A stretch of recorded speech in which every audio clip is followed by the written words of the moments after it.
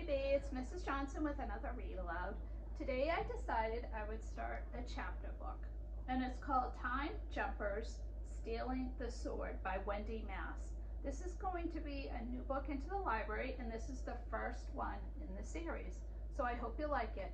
I'm not going to read the whole book today, but I'll read a couple of chapters at a time. Chapter 1, The Adventure Begins. Sold! Chase shouts. His younger sister Ava hands the cat sculpture to their latest happy customer. Ever since Chase turned 9.5, his parents have let him and Ava help out at their flea market booth. This made their fourth sale today. They'd also sold 2 chipmunks, an elf, and a tree. Some people might think you can't make art out of string, playing cards, marbles, candy bar wrappers, and rubber bands, but you totally can. Your parents made these sculptures? The woman asks, handing her money to Chase.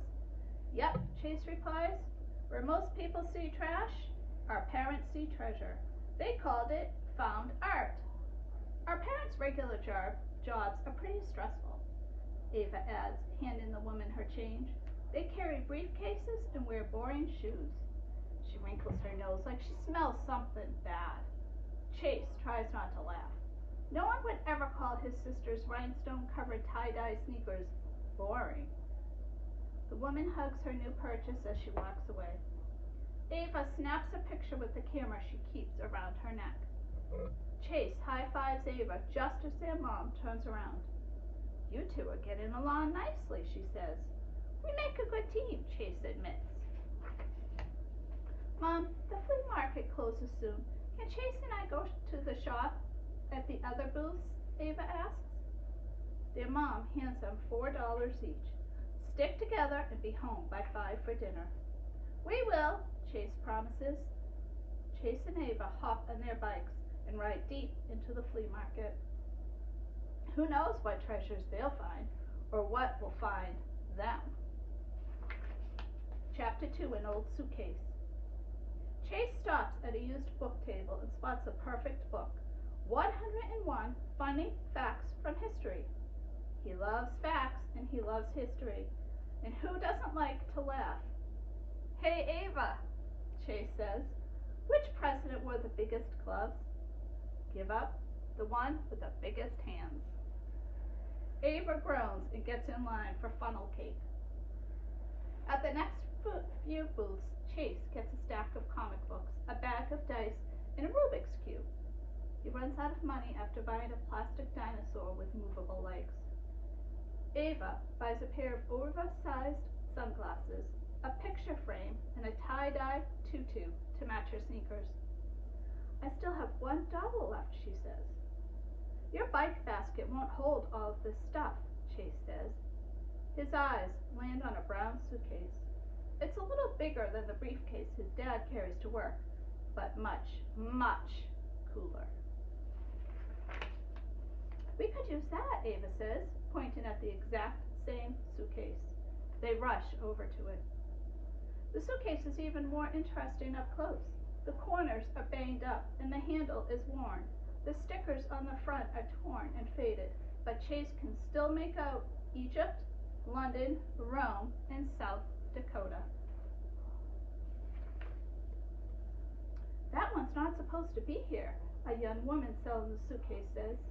The lock is jammed. There is no way to open it. But Ava says, can I try? Sorry, it's just not for sale. The woman turns away to help another customer. Ava sinks to her knees and touches her fingertips to the lock. She looks up at Chase. Did you feel that? Feel what? Chase asked, kneeling beside her. Like a chill going through you, she asked. I didn't feel anything, Chase says, not too worried.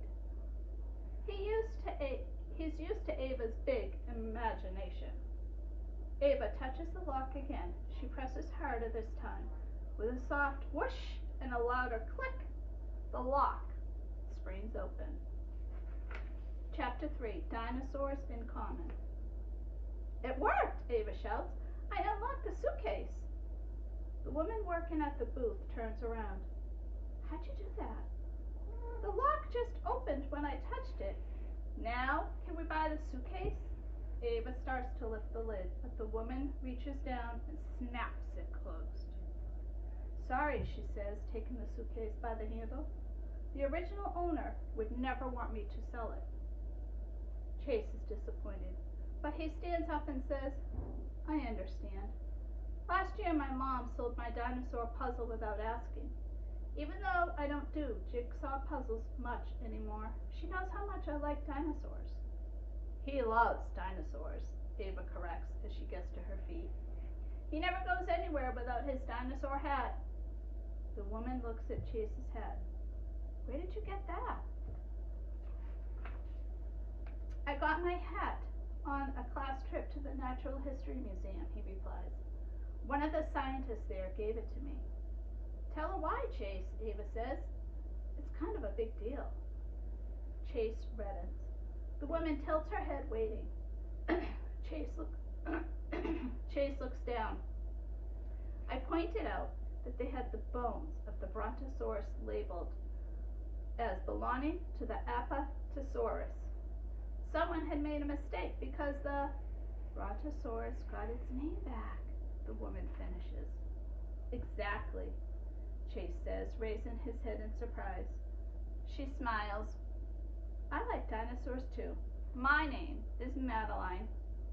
I'm Chase, he replies, and this is my younger sister Ava. Only younger by 13 months, Ava is quick to add as usual. I think maybe this belongs to you after all. Madeline thrusts the suitcase at Chase. We can keep it? Ava asks, her face lighting up. The woman nods. Thank you so much, Chase says. Then he remembers they've spent almost all of their money. But we only have $1. Just take it. Madeline turns away.